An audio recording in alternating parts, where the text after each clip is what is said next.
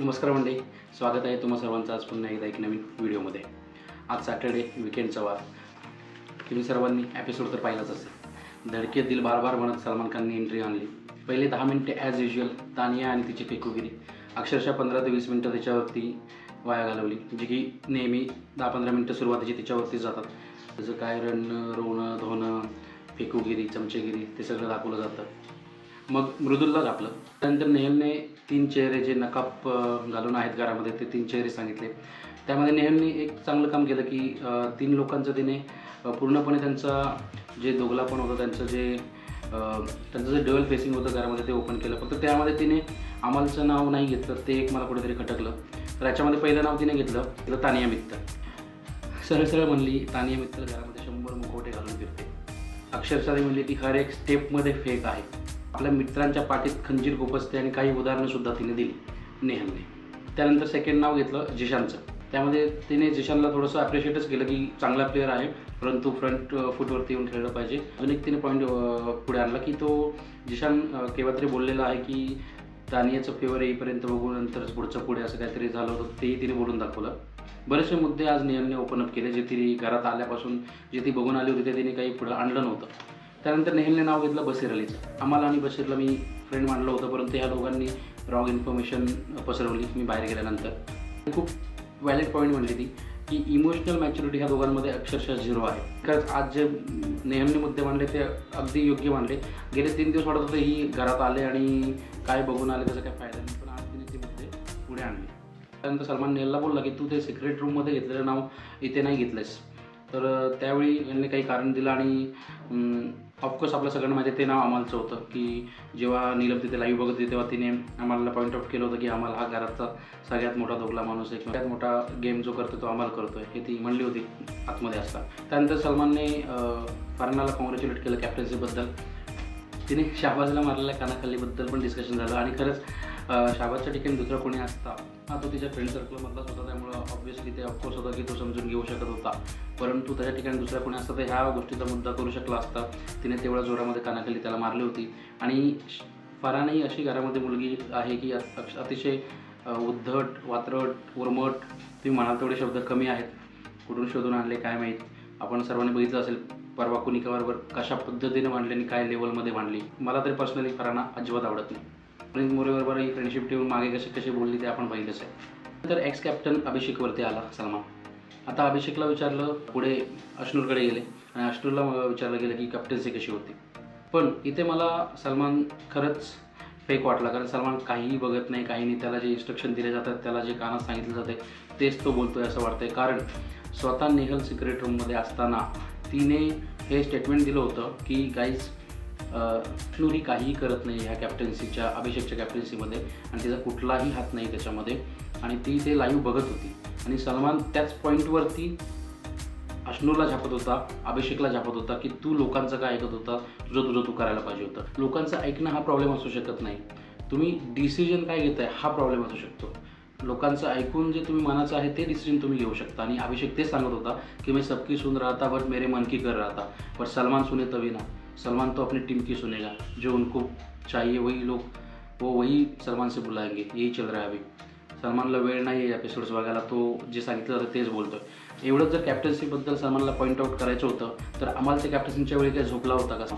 As a captain तुम्ही घरामध्ये कपडे लपवत आहे, तुम्ही घरामध्ये नेसेसरी जे डेली फूड्स आहेत, डेली रुटीनमध्ये लागणाऱ्या ज्या वस्तू त्या तुम्ही लपवत आहे, मीठ वगैरे, हे कितपत योग्य होतं हे तुम्ही सांगा कमेंटमध्ये। त्याबद्दल सलमानने एकही तोंड उघडून वाक्य बोलला नाही, आणि आज अभिषेक अश्नूरला झापलं। मला तरी हे पर्सनली पटलं नाही। इथे कळून येतं की तुम्ही एका पर्टिक्युलर टीमला तुम्ही टार्गेट करताय, आणि ज्यांना वाटतंय अभिषेक कॅप्टन नव्हता अश्नूर कॅप्टनशी चालत होते त्यांनी खाली कमेंटमध्ये नक्की सांगा। म्हणजे अशा प्रकारे परत एकदा अभिनूर जोडीला फोडण्याची पूर्ण प्रोसेस झाली। पाहूया पुढच्या वीकमध्ये हे दोघं कसं राहतात। मला तर वाटतं काही फरक तेवढासा पडणार नाही। तर पाहिलं तर सलमान ह्या लोकांचा म्हणजे प्रणित अभिषेक या टीमचा फारसं काही ऐकून घेण्याच्या मनस्थितीत नव्हता, आणि तो सारखं हे म्हणत होता की व्ह्यूअर्स को हे लगा, व्ह्यूअर्स को ऐसा लगा वैसा लगा। आता हे व्ह्यूअर्स कोणते, ते तुझी बसलेली तिथले टीम जे सगळे सॉर्ट आउट करते, जे सॅग्रिगेट करते एपिसोड्समधलं सगळं, की आम्ही व्ह्यूअर्स जे बाहेर बसून बघतोय, हे पहिलं त्यांनी ठरवावं आणि नंतर सांगावं। कारण व्ह्यूअर्सला असं काही वाटलं नाही, जे मला तरी वाटतंय की अभिषेकची कॅप्टन्सी जी आहे ती अश्नूरने चालवली। आता जर आपल्यातल्या व्ह्यूअर्सला असं कोणाला वाटत असेल तर त्यांनी खाली कमेंटमध्ये नक्की सांगा, पण ॲज अ व्ह्यूअर मला तर कुठेही वाटलं नाही. त्यानंतर मध्ये ब्रेक दिला गेला. त्या ब्रेकमध्ये सुद्धा तानियाचं रोनाधोनं सुरू झालं, कारण त्याच्यामध्ये जे नेहलने पाणी फेकलं होतं तोंडावरती, तर लास्ट टाइम जसं काळं बसलं होतं तोंडाला आणि तिने तांडव केलं होतं घरामध्ये की मेरे बाहर कैसे लगा रहेगा, ऐसे लगा रहेगा, मेरी मम्मी को क्या लगा रहेगा, पप्पा को क्या लगा रहेगा, अरे इतना सब लगता रहेगा तो घर में क्यों आया तू. घरात यायचंच कशाला होतं जर एवढं जर तुला काळजी होती तुझ्या इमेजची. तर ते परत तिचं रोनाधोनं चालू होतं आणि तिथेच डिस्कशन चालू असताना जिशान स्वतःला मास्टर माइंड म्हणतो.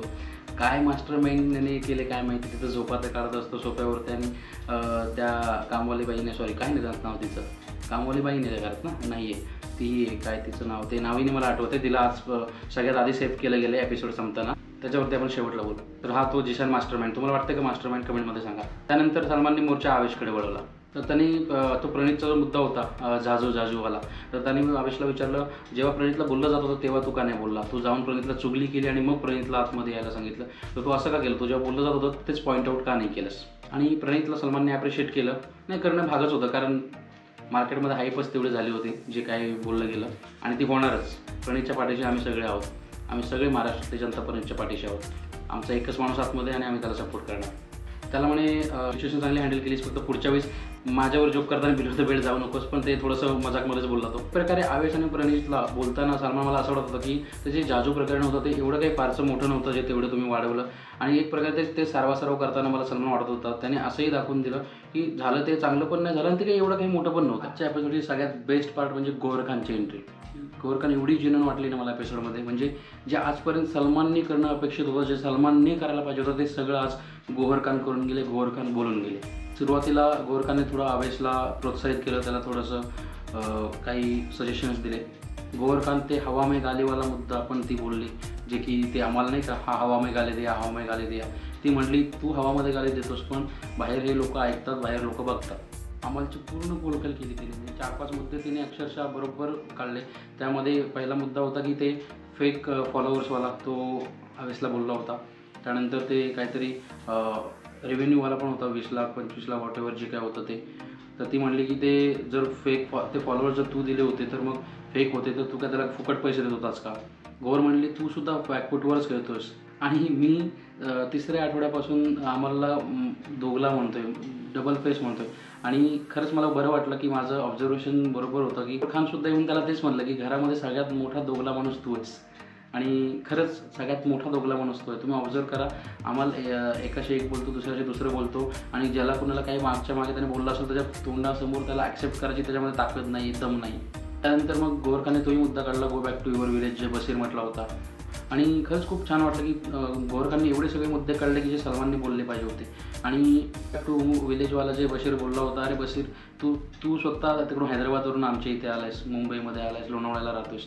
तो मुलगा आहे ना प्रणीत, तो स्वतः बॉर्न अँड बॉटम मुंबईमधला आहे. जे मूळ गाव आहे ते मला वाटतं कोकणातलं आहे, तो खेडचा. तर तू त्याच्या घरात आलायस, तो तुझ्या घरी नाही आलेला, त्याच्याच तू जा परत, तो नाही पुढे जाऊ शकत, ते त्याचंच घर आहे. Go back to your village. त्याचा कलर बघून म्हणतोस का गो बॅक टू विलेज, म्हणजे गावाकडचा माणूस, थोडा काळा आहे रंगाने म्हणून गावाकडचा माणूस. अरे किती फेक माणसं आहात तुम्ही, काय तुमचे विचार, आणि तुम्हीच परत नंतर लोकांना मागून बोलता की आम्हाला असं समजलं जातं, तसं समजलं जातं. त्यानंतर ऑब्व्हियसली एवढं सगळं झाल्यावर सलमानने सुद्धा आम्हाला काही 2-4 मुद्दे सांगितले, त्याची लँग्वेज, त्याचं बिहेवियर, त्या काही गोष्टींबद्दल, आणि त्याचं ते सॉरी त्याच्याबद्दल, की एवढं सगळं करून जर सारखं सॉरी बोलत असेल तर त्या सॉरीला काही व्हॅल्यूच नाही, आणि खरंच काहीच व्हॅल्यू नाही आहे. म्हणजे डिगभर खायचं नंतर बरं सॉरी बोलायचं, त्याला काहीच अर्थ नाही आहे. त्यांनी जे काही गालीगोलच केलं, रंगावर जाणं वगैरे, ह्या गोष्टी पण काढल्या गेल्या.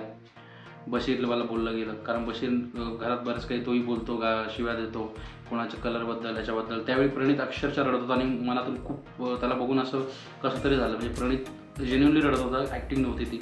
आणि खरंच एखाद्याला जर एवढं बोललं जात असेल त्याच्या कलरवरून, रंगावरून, तुम्ही मनातून विचार करा, जर कोणी बॉडी शेम करतंय, गावाबद्दल बोलतंय, तर आपल्याला कसं वाटेल. आणि खरंच प्रणीतला बघून मला तेव्हा म्हणजे कसं तरीच फील झालं. आणि बोलता बोलता सलमान बोलला आम्हाला, तू मला विनर म्हणून बाहेर यायला हवायस.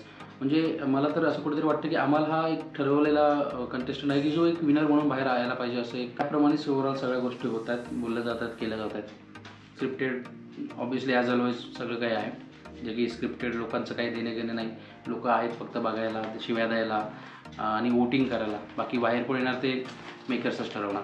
गौरवला थोडं सुनावलं, दुसऱ्याकडून काय एक्सपेक्ट करतं कॅप्टन्सी टास्कबद्दल जे गौरवने भाषण दिलं होतं की तुम्हाला फ्रंट फुटवर येऊन खेळ मानताय तर मग मला कॅप्टन्सीला सपोर्ट करायचा होता, त्याबद्दलही गौरवला सुनावलं दुसऱ्याकडून काय सपोर्ट करतोय तू, त्यासाठी काहीतरी हिचं उदाहरण दिलं, ती कोणती कामवाली बाई नाही, कोण तिचं नाव नाही आठवत मला, कुनिका बरोबर असते ती, तर तिचं उदाहरण तिला आज सगळ्यात आधी सेव्ह केलं गेलं. ही तर तिची नीलम हे नीलमने कमवलं आहे आजच्या ह्या पूर्ण एपिसोडमध्ये की तिचं नावही लक्षात नाही आहे आणि ती मुलगी सगळ्यात आधी सेफ होते आजच्या एपिसोडमध्ये विकेटच्या वारमध्ये. विचार करा, गौरवसारखा माणूस आहे, प्रणीतसारखा जो आज ट्रेंडिंगला होता, फर्स्टला होता, त्यानंतर बाकी पण बरेच जण, सगळ्यामध्ये पहिलं सेफ कोण होतं तर नीलम. याला म्हणतात माइंड गेम. पण ते टच होतं, हे टच किया ते अमलचं प्रणीतला, त्याबद्दल बोलला की अरे प्रणीत वो था, वो वायलन्स नाही था. अरे सलमान, तुम्ही कोण ठरवणार आहे ते व्हायलन्स होता की नव्हता? हे ठरवणार फक्त तो प्रणीत आहे, ज्याला टच केलं जातं, ज्याला उचकवलं जातं की एले टच किया, ते तो ठरवू शकतो की त्याला टच करून हवं आहे की नको आहे. ते तुम्ही नाही सांगू शकत, सलमान खान तू नाही सांगू शकत की हे व्हायलन्स होतं की नव्हतं. जर प्रणीत म्हणतोय टच करू नको तर करू नको, तू आम्हाला बोलला पाहिजे की तो जर समोरचा नाही म्हणतो तू टच का करतोस त्याला, तू काय त्याला उकसवतोस का? आणि असं याच्या आधी बोललं गेलेलं आहे, हे आत्ता का नाही घडत हेच माहीत नाही. हा अमलच्याच बाबतीत ह्या गोष्टी घडत नाहीत, हालाकी ह्या गोष्टी आधी होऊन गेलेल्या आहेत, ह्या गोष्टी आधी सुनावलेल्या गेलेल्या आहेत. एक प्रकारे ओव्हरऑल मारायचं पण आणि गोजरायचं असा प्रकार झालेला आहे अमल आणि बशीर टीमच्या बाबतीत. आणि सगळं झाल्यावर बशीर अमल यांचं तेच पुराण चालू झालं, बाहेर बसणं, इकडे सॉरी बोलणं, नंतर मागे सगळं आम्ही किसको डरता क्या, किसको हे करता क्या, उसको वो करता क्या, असं चालू झालं त्यांचं. तर मित्रांनो, तुम्हाला आजचा विकेंडचा वार एपिसोड कसा वाटला? असंही ऐकण्यात आलेलं आहे की आवेशला घराबाहेर काढण्यात आलेलं आहे, एविक्शन झालेले. उद्याच्या एपिसोडमध्ये आपल्याला, संडेच्या एपिसोडमध्ये संध्याकाळी आपल्याला कळेलच ते. तर मे बी कदाचित, माहीत नाही कसं त्यांचे कॅल्क्युलेशन्स आहेत, पण मला नाही वाटत नीलमच्या समोर आवेशला एवढं कमी वोटिंग पडलं असेल. तर कदाचित असं तर नाही आहे ना की गौर खान एवढं काही बोलल्यामुळे, एवढे काही पत्ते खोलले केल्यामुळे त्या रागापोटी आवेशला बाहेर काढलं जाते वगैरे.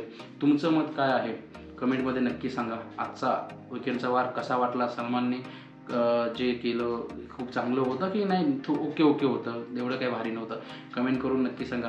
आपण असेच व्हिडिओ बनवत जाऊ, ते मुद्दे मांडत जाऊ. भेटूया पुढच्या व्हिडिओमध्ये. तोपर्यंत थँक्यू सो मच, धन्यवाद.